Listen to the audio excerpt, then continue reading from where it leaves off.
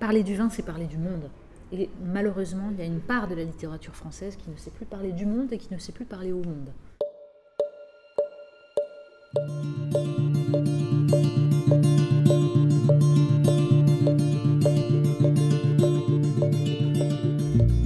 Il me semble que aimer un vin, c'est aussi une forme d'ouverture aux autres. D'abord, c'est une ouverture donc à une civilisation, à quelque chose qui nous dépasse, mais c'est aussi une ouverture aux autres, c'est un partage. Ce que je cherche quand je bois, c'est le plaisir et toute cette histoire que va me raconter ce qu'il y a dans ce verre. Donc je refuse qu'on vienne m'expliquer que c'est du poison. Ce n'est pas vrai. D'autant plus que, justement, parce que j'ai appris à sentir mon corps et à le comprendre, eh bien, je ne boirai jamais plus que ce dont j'ai besoin. Et donc, il suffit de s'écouter, et le corps dit de lui-même ce dont il a besoin.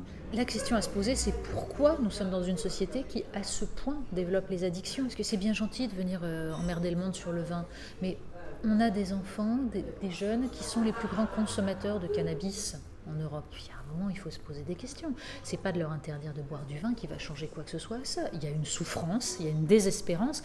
C'est ça qu'il faut traiter. Toute la société de consommation est faite pour favoriser la pulsion. Donc l'envie de sucre, d'aliments faciles qui vont provoquer comme une espèce de shoot. En fait, c'est là qu'on crée des drogués. C'est pas à travers le vin, qui est une culture.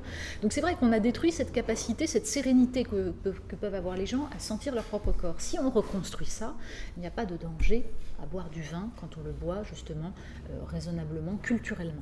Ce discours d'interdit qui détruit la liberté individuelle, qui rend les gens bêtes, se fait en fait au service d'un système qui, au contraire, va favoriser tout ce qui va faire des alcooliques, tout ce qui va créer des addictions. Quand on incite les gamins à boire des boissons, des sodas, des trucs comme ça, on les prépare ensuite à aller se bourrer la gueule en boîte. Ça, en revanche, il n'y a aucun problème, ils le feront. Et c'est là, en plus, qu'ils vont aller se tuer sur les routes. Alors que si on les initiait à la dégustation, si on leur apprenait justement que ça doit être un plaisir, eh bien, ils n'auraient peut-être pas envie d'aller boire des alcools dégueulasses qu'on leur sert dans les boîtes de nuit. Donc c'est ça qu'il faut arriver à faire, c'est former des gens qui vont comprendre ce qu'est le plaisir. Nous sommes dans des sociétés aujourd'hui qui nient leur passé, qui sont en train de développer une culture hors sol.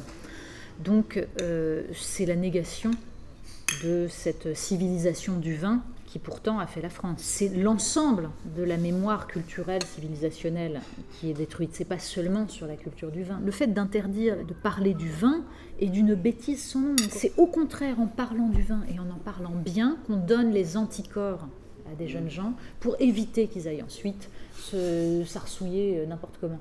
C'est pire qu'une atteinte à la liberté d'expression, l'idée qu'on ne puisse plus parler du vin en termes de plaisir et de culture. C'est non seulement une destruction culturelle, mais c'est une destruction aussi de l'être humain dans ce qu'il a de noble, quoi. C'est-à-dire c'est la négation de l'humanisme qui est aussi un des fondements de la culture européenne.